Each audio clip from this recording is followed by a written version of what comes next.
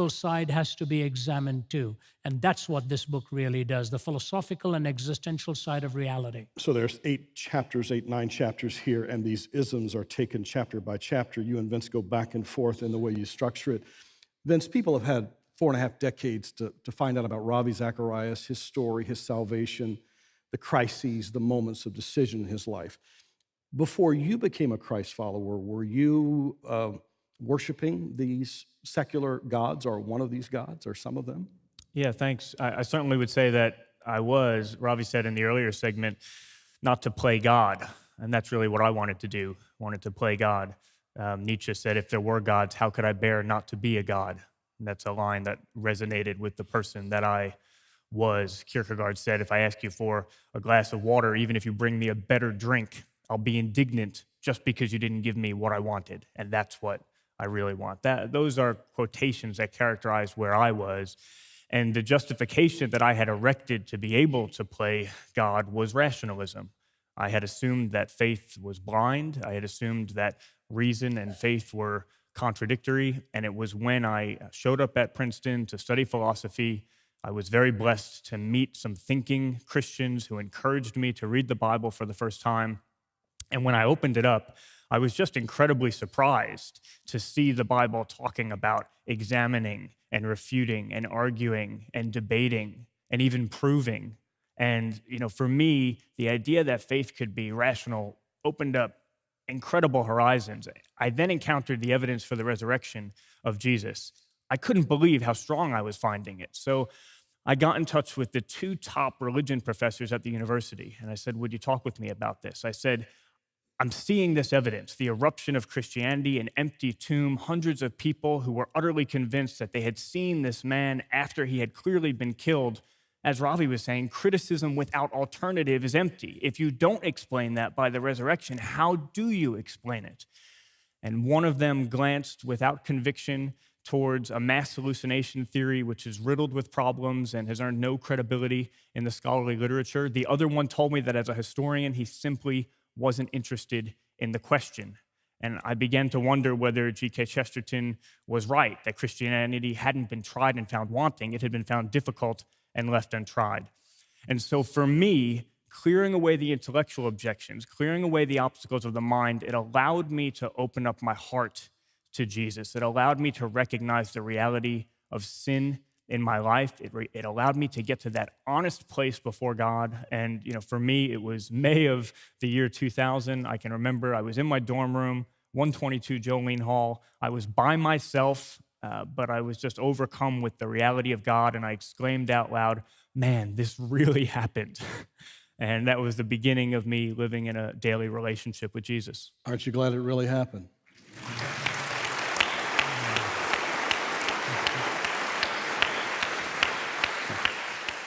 So Ravi, Vince sent me this, and you guys can figure out who wants to answer it, but I learned from your organization in preparing for the interview that Oxford English Dictionary made post-truth, hyphenated, post-truth, their word of the year. I'm going to read that again. Oxford English Dictionary made post-truth their word of the year. Do either one of you wish to sober us as to what that means in today's society when it comes to the deep questions of life? Sure. Well, I can get us started, and Ravi can give a deeper answer if he likes to. Yeah, Ravi, just try to stay up with us if you don't mind. Yeah, this was fascinating. We had already submitted the manuscript, and this is part of what Ravi spoke of in the earlier segment, the way this book seems to be getting more timely. After we had submitted the manuscript, The Economist wrote an article about us living in the post-truth society, and then Oxford English Dictionary made post-truth their word of the year for 2016. And what is that all about? I think there's a number of different things going on here, but here's one of them. I think we're being pushed into a cultural ultimatum between love and truth. You can only choose one or the other. Either you're on the side of truth or you're on the side of love. And in our society of microaggressions and trigger words and safe spaces and speakers being no platformed if they have anything controversial that they might bring to a university, truth is seen as dangerous. And there's this assumption that truth of its nature is offensive, and that disagreement with someone will lead you on a trajectory to the devaluing of them, and then to the intolerance of them, and then to extremism, and then to violence, and then to terrorism. And so if you're committed to truth, you're actually a terrorist in the making. And faced with that ultimatum, I think most of Western society is fleeing from the truth to this post-truth culture. Now, I think there's a real irony here, because a post-truth culture is inevitably also a post-love culture, because there's nothing more unloving than refusing to share the truth with another person. If you have a truth that can greatly benefit someone, it is an act against love not to share it with them. Even if you have a difficult truth. I have a friend whose father has been unfaithful. He's just found out for many years. And he refused to share that truth with the family. And now that family is living with the consequences of his trying to live in a post-truth way. Now, here's the amazing thing about Christianity. It refuses to make a choice between love and truth, because God is truth. Jesus is the way, the truth, and the life. And God is love. Therefore, truth is love. And what our calling is to absolutely refuse to separate the two. And that's what the gospel is.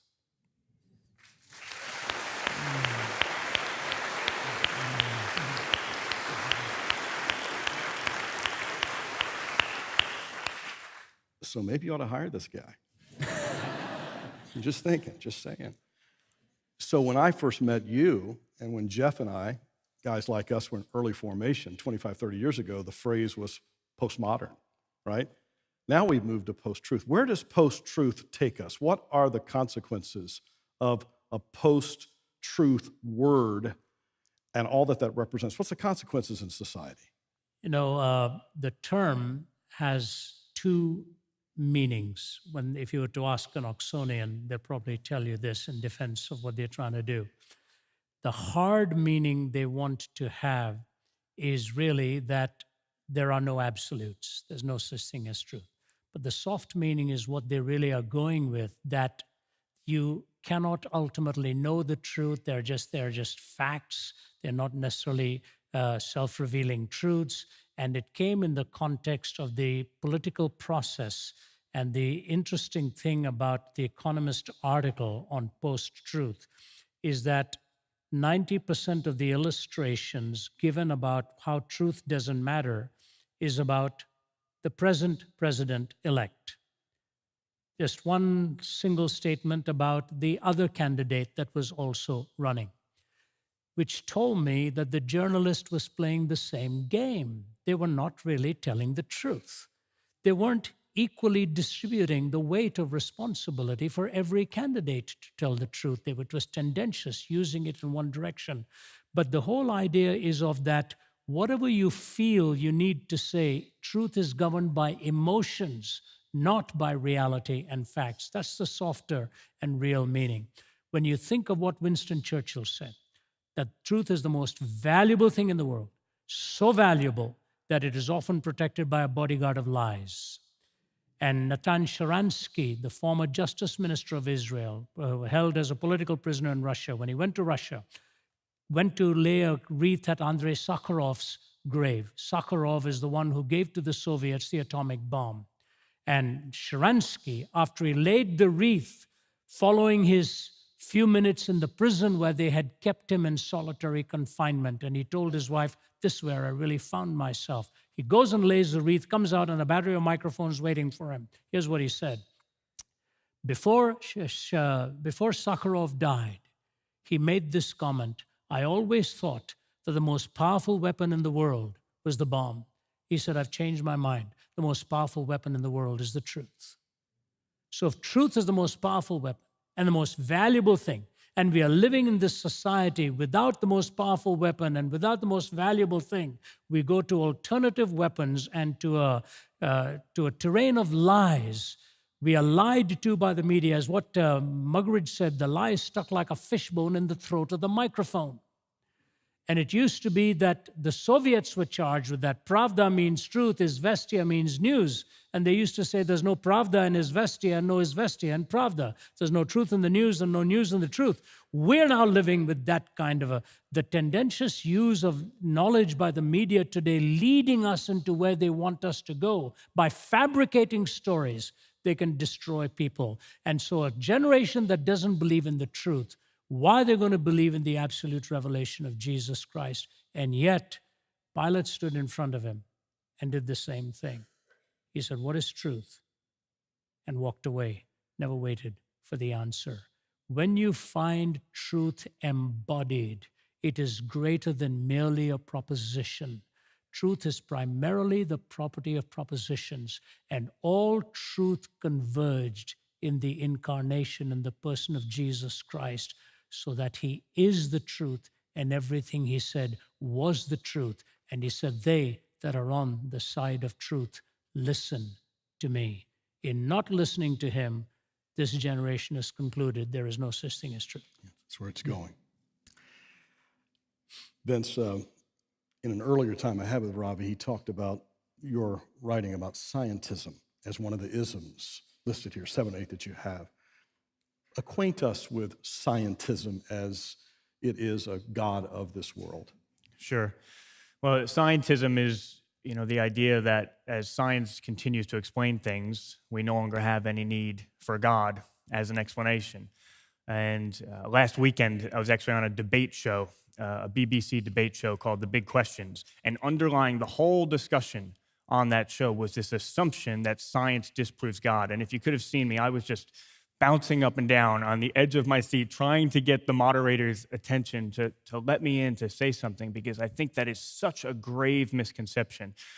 This is what I would have said if they had come to me.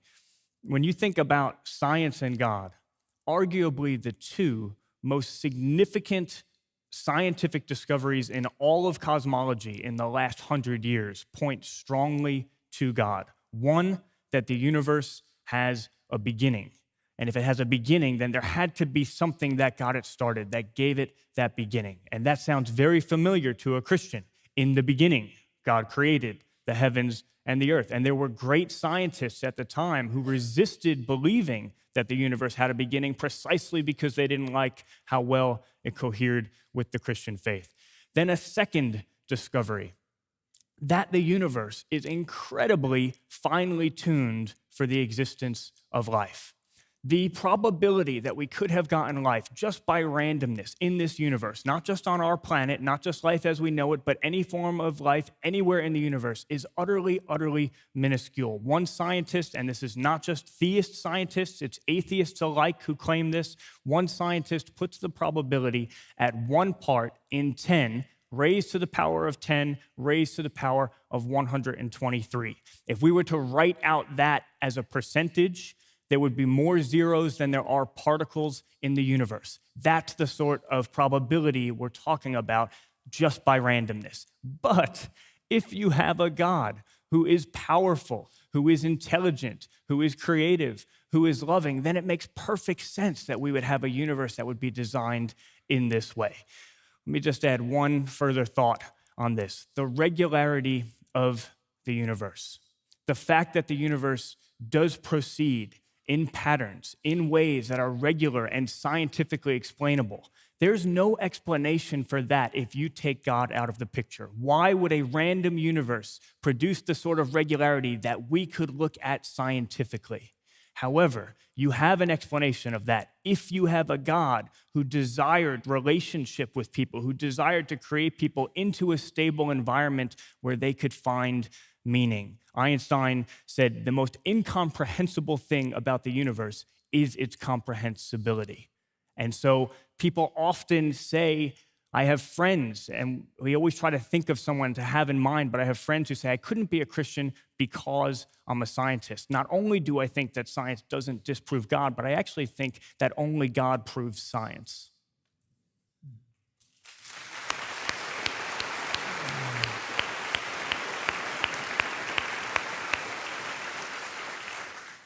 Ravi, last question, and we want to tell people how to get this book. 44 years of ministry now. You have spent decades looking at these secular gods, talking to the best and brightest to defend these gods. You've looked at histories, definitions, and characters, players of these gods. At the end of the day, why do you still believe Jesus Christ is the right choice? My whole life is spent in answering that question, John, and I'd like Vince to take a shot at it too. We have a little time here. When you ask questions of life, the questions have to be justifiable.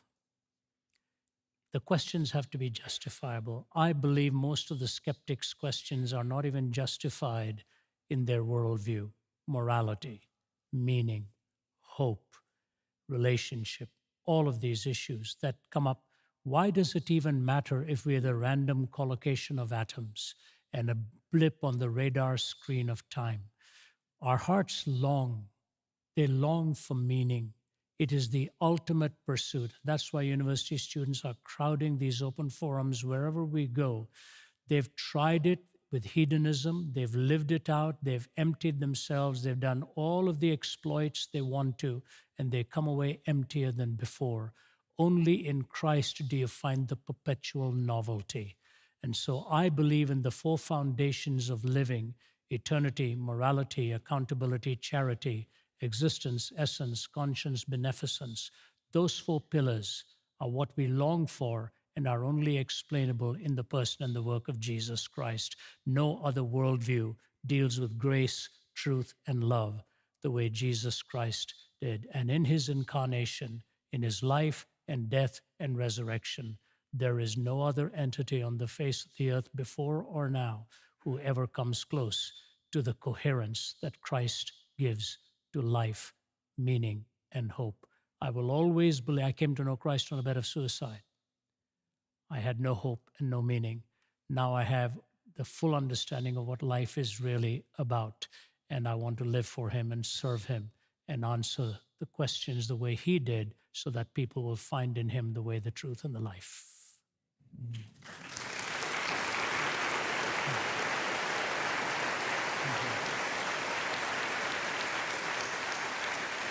Well, I certainly can't put it any better than that, Ravi. But I think, personally, I would just say I've lived with Jesus. That's my primary answer to that question.